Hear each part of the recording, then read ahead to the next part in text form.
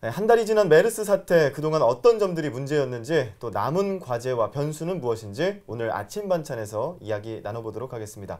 박상병 시사평론가 그리고 오늘 첫 등장하셨는데요. 손수호 변호사 등장하셨습니다. 어서 오세요. 네, 안녕하세요. 네, 오늘 그 훈남 변호사 한 분 오시니까 스튜디오가 또 달라지네요. 죄송합니다.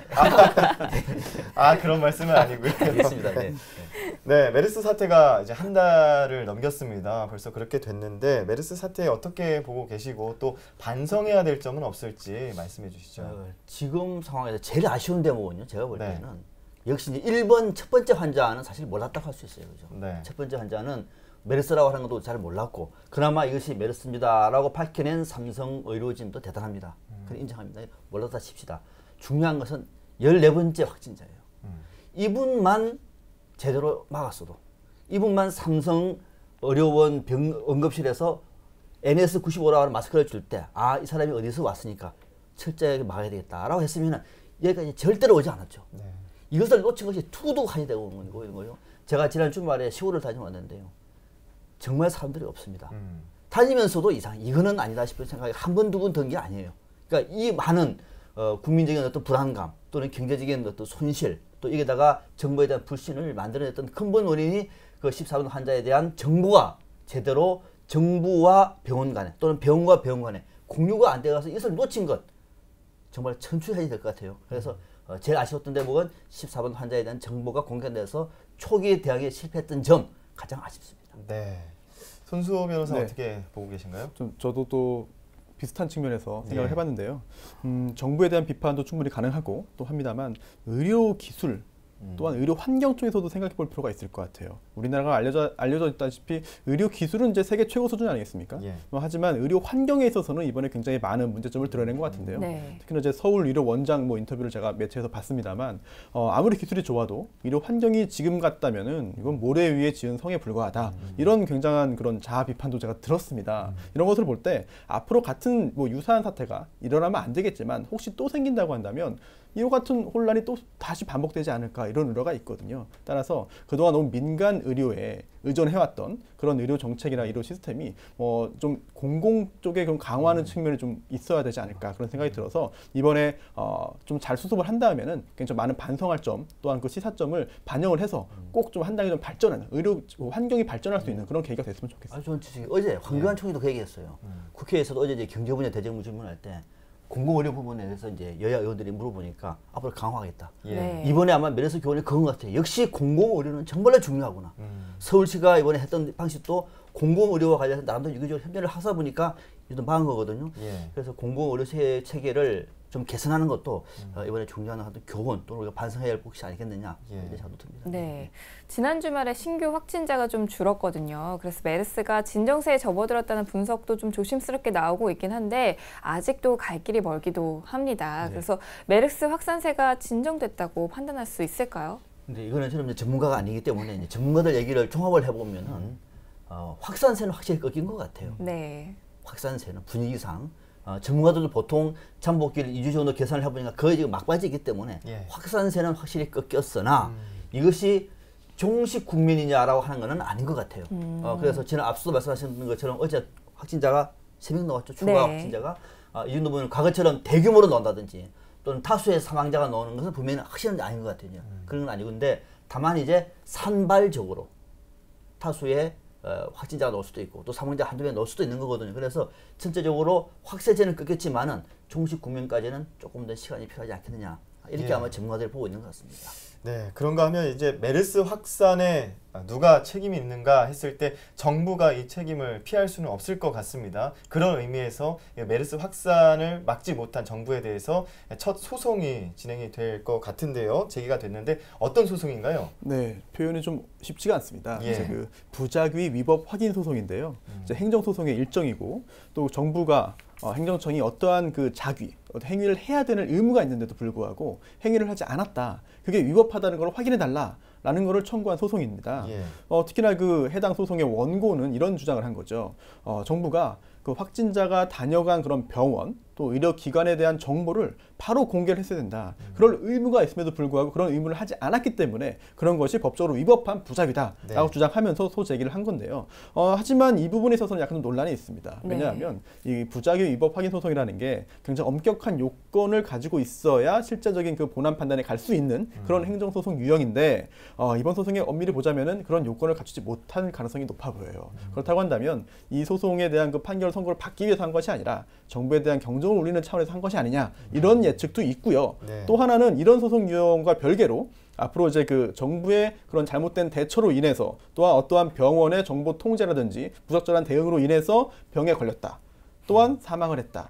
내가 격리가 돼서 어떠한 그 피해를 봤다라고 주장하는 그런 사람들이 손해배상 청구를 할 수 있거든요. 국가배상 소송을 하거나 이런 경우에 과연 국가 또는 의료기관의 잘못, 공무원의 실수, 과실이 인정될 것인지 이 부분은 법적으로도 아마 장기간 동안 문제가 될 소지가 있습니다. 예. 네. 이런 가운데 또 메르스 전쟁을 치르고 있는 서울시가 현재까지 자가 격리자들을 살펴본 결과를 발표했거든요. 지역사회 감염 우려가 없다고 이제 안심하고 일상생활을 해도 좋다고 시민들에게 당부를 했는데요. 어떤 근거로 이런 당부를 한 건지 좀 말씀 부탁드립니다. 네. 서울시가 이 메르스 확진자 현황을 발표를 했는데 앞서 지금 화면이 하면 준비가 되어 있을 겁니다. 예. 결과를 봤더니 다른 지역하고 서울의 좀 차이점이 서울 같은 경우에는 환자보다는 가족이 많았습니다. 지금 예. 네. 네. 나오죠? 네. 보시면은 전체적으로 서울시 메르스 확진자 현황이 전국 165명인데 서울은 44명입니다. 네. 쭉 받아보면은 사망은 서울은 4명이 나왔고요. 완치가 4명이지 않습니까? 이건 지금까지 6월 18일 24시 기준입니다. 예. 자료가 있고요. 또 다른 자료 감염 유형이 나와 있습니까? 유형을 보시면은 네, 예, 나왔습니다. 유형을 보면은 전국적으로 쭉 보면은 환자가 75명, 46%거든요. 근데 오른쪽 서울을 보면은 14명인데 32%. 밑에 가족과 방문객을 보시죠. 가족과 방문객은 전국적으로 보면은 35%입니다. 예. 네. 근데 서울은 39%예요. 그러니까 전체적으로 봤을 때 전국과 서울은 가족 방문객은 오히려 서울이 더 많지 않습니까? 네. 바로 이 대목을 이제 강조를 한 대목입니다. 이는 통계에도 나오고 있는 대목이죠. 그 밖에 이제 서울시 같은 경우에는 의료진이 7명, 병원 직원, 환자를 입송했던 직원 등등해서 5명, 간병인이 1명 이렇게 나왔는데 큰 틀에서 보면은 서울 같은 경우에는 가족과 방문객이 오히려 환자보다도 더 감염 수, 감염 비율이 높구나를 알 수 있는 대목이고요. 예. 또 접촉 병원이 있습니까? 네. 병원을 보시면은 역시 삼성병원이 제일 많았습니다. 네. 삼성서울병원이 34명, 77.3%고요. 그 나머지 이제 평택 성모병원이라든지 한림대 동탄 성심병원, 또 강동 경희대병원에서 뭐 삼성서울병원에 집중된 것을 그대로 볼 수 있는 대목이고요. 예. 네. 또 확진자 중에 자가격리자 비율도 보시면, 네, 이게 보시면은 이거는 전국과 서울이 비슷하죠. 예. 퍼센테이지로 봤을 때 그렇습니다. 비슷하네요. 네, 전국에서는 이제 125명 가운데 자가가 24명, 서울은 34명 가운데 10명에서 전국적으로는 24%, 서울은 23%에서 정상이 발현되기 전에 확진자 가운데 자가격리 비율은 서울과 전국이 비슷하게 나타났다. 뭐 이런 통계가 되겠습니다. 네. 예. 자, 보건당국과 서울시가 삼성서울병원의 응급 이송 요원인 137번째 확진 환자를 통한 감염 여부에 주목하고 있는데요. 137번째 확진 환자가 지하철을 이용해서 출퇴근을 했다라는 것으로 알려져 있는데 그렇다면 추가 감염 가능성 없을까요? 전문가들은 가능성이 전혀 없는 것은 아니라고 생각을 합니다. 예. 전혀 없는 것은 아니나 지금까지 안 나온 거 보니까 네. 그렇게 많지는 않겠다. 네. 설사 있다고 하더라도 바로 그 지하철 감염이 아니라 딴 데서 감염됐을 수도 있지 않겠느냐라고 예. 해서 흔히 우리가 말해서 병원 밖에서는 지금 감염이 안 됐거든요. 네. 병원 밖에서는 없습니다. 그죠? 네. 그러니까 직접 병원 밖이라고 하더라도 밀폐된 공간 예. 같은 경우는 있었지만 길거리라든지 이런 대중교통에서 감염된 경우는 아직 없는 거거든요. 네. 이런 거 보면은 이 137번 환자가 무의식적으로 대중교통을 이용했다고 하더라도 그 교통을 이용한 일반 승객이 감염될 확률은 높지 않다라는 것이 전문가들 의견이고 또 그 지하철은 서울시가 깨끗하게 청소를 다 했습니다. 예. 설사 몇 번 지하철이라고 하더라도 거의 다시 이제 일반 승객들이 가가지고 감염될 확률은 거의 없는 것이고 당시에는 있을 가능성이 없는 건 아니지만은 아직까지 없는 거 보면은 그게 우려할 바는 아니다라고 하는 것이 전문가들이. 네, 그래서 서울시가 그 시민들 불안을 불식시키기 위해서 지하철 점검을 또 했죠. 네, 어떻게 그렇습니다. 됐죠? 사실 저도 지하철 자주 이용하는데요. 예. 손잡이를 못 신고 잡았다가도 손 떼고 이런 경험을 했는데 많은 분들께서 저 같이 불안하실 것 같아요. 네. 네. 서울시에서 검사를 했습니다. 그래서 굉장히 꼼꼼하게 16일부터 21일까지 검사했는데요. 특히나 그 직접 이용했던 역사 세 군데, 또 이동객이 많은 역사까지 다 했고 꼼꼼하게 뭐 승강장, 대합실, 뭐 환기구, 필터 등등 검사했는데 뭐 균이 발견되지 않았습니다. 네. 뭐 바이러스가. 따라서 뭐 방심하면 안 되겠습니다만 현재로서 지하철에 대한 공포심을 갖거나 이용을 뭐 자제하거나 그럴 필요성까지는 없어 보입니다. 네. 또 가장 큰 관건이 환자 절반가량이 나온 삼성 서울병원의 재감염을 막는 건 텐데요. 방역당국은 내일까지로 예정된 이 삼성 서울병원에 대한 부분 폐쇄 조치를 연장할 계획이 없다고 밝혔다가 다시 또 하루 만에 네. 폐쇄 연장 여부를 검토할 방침이라고 또 밝혔거든요. 이 문제는 또 어떻게 봐야 할까요? 확진자가 나오니까 이제 방법이 없는 거거든요. 이 대목은 이제 사실 서울 삼성병원 같은 경우에는 이제 확진자 전체적인 이 분위기가 어떻게 되고 있느냐를 알 수 있는 지표가 되지 않습니까? 네. 예. 아, 삼성 서울병원에서 다시 이제 다시 그 병원 진료한다라고 얘기하면은 뭐 사실상 국민들 정서에는 아 이제 끝나는구나 알 수 있는 대목인데 그 대목에서 좀 빨리 하고 싶은 것이 아마 당국의 생각일 것 같아요.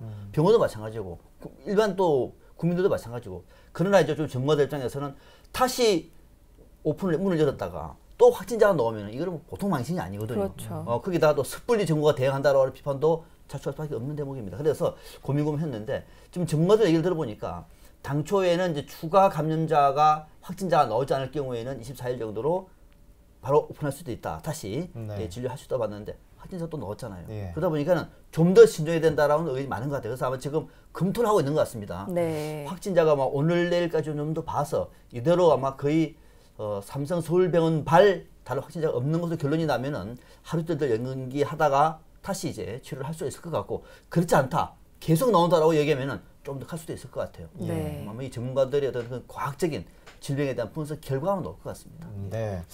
이런 가운데 서울시가 메르스 용어들이 그동안 이 비인간적이고 관련자들에게 불쾌감을 준다라는 지적이 따라오면서 메르스 용어 바로잡기 캠페인을 실시하고 있고 오늘 저희도 방송에서 눈치채신 분들도 계실 텐데 이런 그 용어들을 순화해서 사용하도록 지금 권고하고 있죠. 네. 네. 굉장히 좋은 시도인 것 같습니다. 예. 이번에 그 용어 순화는 서울 크리에이터즈 싱크가 제안을 한 건데요. 이제 그 국어학자나 아니면 이제 언론인, 뭐 전문의 등등이 이제 의견을 모아가지고 이제 네. 그 자문을 받아서 검토를 해서 나온 결과인데요. 네. 결국 이제 그 이번 언론에서도 이런 것을 그 굉장히 좀 활용을 해서 뭐 그동안에 그 제기됐던 불쾌감이라든지 이런 것을 좀 없앨 필요가 있어 보이고요. 예. 몇 가지 좀 이제 그 소개를 좀 해드리면요. 네.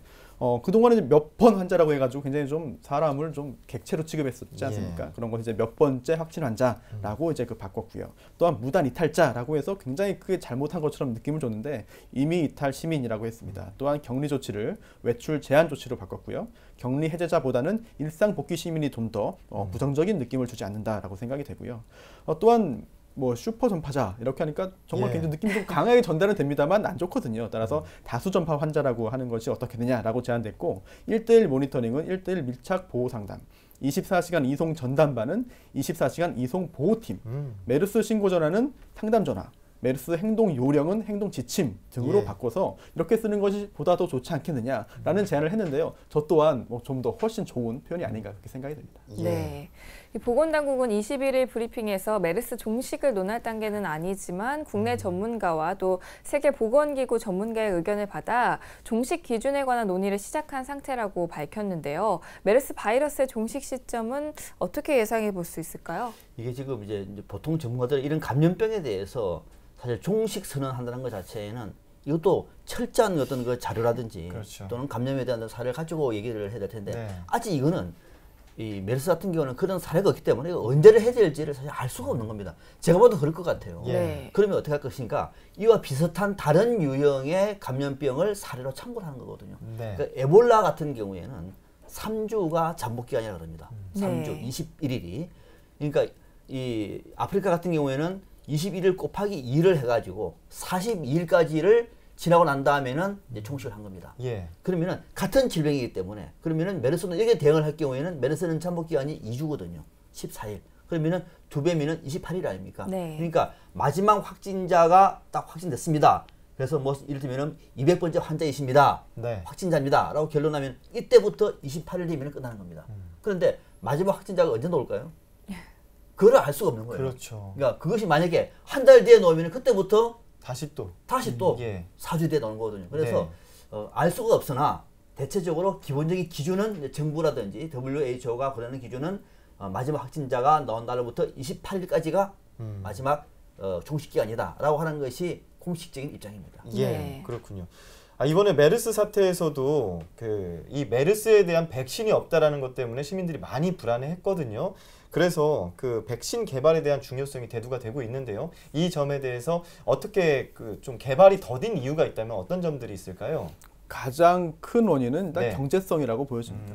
네, 왜냐하면 첫 번째로 이제 보통 백신 개발함에 있어서는 기간이 10년에서 15년이 걸린다고 하고 있고요. 네. 뭐 경우에 따라 좀 약간씩 차이는 있겠습니다만 또한 투자 비용도 1조 원 가까이 든다고 그렇게 그 이야기가 전해지고 있습니다. 예. 그렇다면은 어떠한 그 제약회사가 이러한 그 장기간 동안 거대한 그 막대한 자금을 들여서 개발을 하기 위해서는 경제성이 있어야 되거든요. 네. 그런데 이번 같은 경우에는 특히나 특징이 이제 코로나 바이러스의 특징상 변종이 된다고 또 알려져 있거든요. 변이가 되고 그렇다고 한다면 애써 만들어 놓은 백신이 몇 년 지나면 또 못 쓰게 될 가능성이 있고요. 네. 그렇다고 한다면 그럼에도 불구하고 그걸 감수하고 어떤 제약사가 그렇게 투자를 할 것인가 이 부분이 좀 의문입니다. 예. 따라서 이런 경우에는 보통 이제 그 정부가 상당한 그런 자금을 지원해주거나 아니면은 그 후에 다시 사용하지 못하게 됐을 경우에 어떤 그 보상을 해주든지 이렇게 그 계약을 하는 경우가 있는데요. 아직은 이제 그런 경우가 없다라고 보여지고 또한 어떠한 그 질병이 백신으로 예방해야 되는 질병이 뭐 서구권이라든지 뭐 이런 좀 선진국 쪽에서 많이 좀 발생할 수 있다면은 그런 그 개발의 그런 그 동력이나 유인이 클 텐데 네. 이번 경우에는 대부분의 그 중동에서만 발병했지 않습니까? 그렇죠. 우리나라에서 발병이 전까지는 그렇다고 본다면 이제 개발에 대한 그런 그 유인이 떨어지기 때문에 아무래도 이번 메르스 백신 개발은 좀 더딘 것이 아닌가 이렇게 좀 관측이 됩니다. 이번에는 우리 정부도 조금 신경 쓰는 게 좋을 것 같아요. 예. 이것도 우리는 사실 대한민국에서 메르스를 겪고 난 다음에 다른 나라에서 넣었을 때 그 백신이 대한민국에서 개발했다고 하더라. 이거는 굉장한 겁니다. 예. 그렇죠. 그러니까 정부가 관련된 우리가 이 의약품에 대해서 민간한테 맡기지 말고 이 부분도 어떻게 보면 저는 창조 경제 일환이라고 봐요. 우리가 직접 경험을 했기 때문에 네. 변이가 된다고 하면 또 그거 변이가 되는 이 만약에 시장이 그렇다고 무슨 다른 나라 국민들 메르스 많이 걸리라고 얘기하는 건 아니고요. 물론 아닙니다만은 이런 것들 우리가 개발해 준비를 하고 있을 경우에 만약에 그런 사태가 되면은 이 약을 가지고 다른 치료라도 할 수가 있는 근거가 많이 있습니다. 예. 실험을 하다 보면은 그래서 이번 기회에 그래서 1조 원이라고 얘기하면 좀 부담은 솔직히 됩니다만은 조금 좀 더 저렴하게 해서 네. 한번 연구해보는 것도 지금 첫 번째 확진자에게 우리가 주목하고 있는 이런 거거든요. 예. 동선이 어떻게 만들어지고 어떻게 유포가 되고 있고 또 킹가 어떻게 되고 있는지 이런 기본적인 조사를 하고 있으니까 여기에 맞춤형으로 새로운 어떤 이 백신까지도 좀 개발하면은 굉장히 좀 괜찮지 않을까 이런 생각이 그렇겠네요. 듭니다. 네. 그러니까 의료의학계에서는 이런 부분이 그 메르스 사태가 전화 위복의 또 계기가 될 수 네, 있는 우리가 잘할 수 있는 상황이 될수 대목이거든요. 있는, 네. 네. 예. 메르스 같은 신종 바이러스의 위협을 좀 이제 거울 삼아서 말씀하신 대로 뭐 약을 개발하는 것도 예. 중요하고요. 그래서 선제적인 대응을 좀 해나가야 할 것 같은데요. 또 다른 또 감염병이 올 수도 있잖아요. 그랬을 경우에 우리가 지난 한 달처럼 혼란을 겪지 않으려면 구체적으로 어떤 대응이 필요할지 마지막으로 두 분 모두 좀 정리 부탁드립니다. 딱 두 가지가 필요해요. 하나는 컨트롤 타워. 문제가 딱 터지면 질병 하면은 컨트롤 타워 어디다? 답에 넣으면은 그 답에서는 나름대로 매뉴얼을 준비할 것 아니에요. 예. 그렇죠. 컨트롤 타워 있는데 앉아가지고 그냥 이렇게 월급만 받는 건 아닐 거란 말입니다. 컨트롤 타워 어디지를 정확하게 해야 됩니다. 이 국민 안전처가 하는 것이 맞는 것인지, 질병관리본부인지, 보건복지부인지, 청와대인지, 안전행정부인지 이거 만들어야 됩니다. 그래서 컨트롤 타워를 명확하게 설정을 하는 기준 하나. 예. 두 번째 문제는 뭐냐면은 정부와 병원 간의 정보 공유. 기본적인 기본입니다. 지금 박근혜 정부는 정부 3.0을 지금 추진하고 있습니다. 정부 3.0의 핵심이 뭐냐면은 정보 공유예요. 예. 이것만 제대로 되더라도요. 정부 앞서 제가 14번째 확진자 말씀드리지 않았습니까? 정보만 공유됐으면 이거 이렇게 안 갑니다. 네. 간단하게 처리할 수 있는 문제거든요. 그래서 정보를 공유할 수 있는 시스템. 이 두 가지가 좀 시급하다 이런 생각이 듭니다. 네. 네, 인류의 역사가 뭐 바이러스와의 투쟁의 역사다 뭐 이런 표현도 있지 않습니까? 그렇다고 본다면은 앞으로도 이제 유사한 그 경우가 또 발생할 가능성은 높아 보여요. 근데 또 손 놓고 있다가 또 당할 수는 없지 않겠습니까? 그렇죠. 그렇다면은 이번에 그 드러난 문제점 중에 가장 큰 것이 이제 공공의료를 강화해야 된다. 또한 민간에서 담당할 수 있는 부분이 있지만 또한 그 못하는 부분은 정부가 미리 준비를 해놔야 된다. 그거는 비용 측면에서 볼 것이 아니라 생존권 측면의 문제다라는 점이 가장 큰 교훈인 것 같습니다. 또 그런 측면에서 1인실 위주의 뭐 문화라든지 1인실이 없는 다인실 위주의 그런 입원 환경이라든지 아니면 응급실, 전국에 있는 환자들이 서울에 있는 대형 병원 응급실에 몰려드는 그런 현상이라든지 이런 게 결국은 감염병의 그런 유행을 촉발시키는 원인인 것 같거든요. 이런 점을 보건 당국에서는 뭐 재정상의 문제도 있겠습니다만 일단 생존권 확보 차원에서 좀 문제점을 좀 많이 좀 해결해야 될 필요성이 있지 않을까 그렇게 생각이 됩니다. 네. 오늘 화요일 아침 반찬 한 달을 넘긴 메르스 사태에 대해서 박상병 시사평론가, 손수호 변호사와 함께 이야기 나눠봤습니다. 오늘 도움 말씀 고맙습니다. 고맙습니다.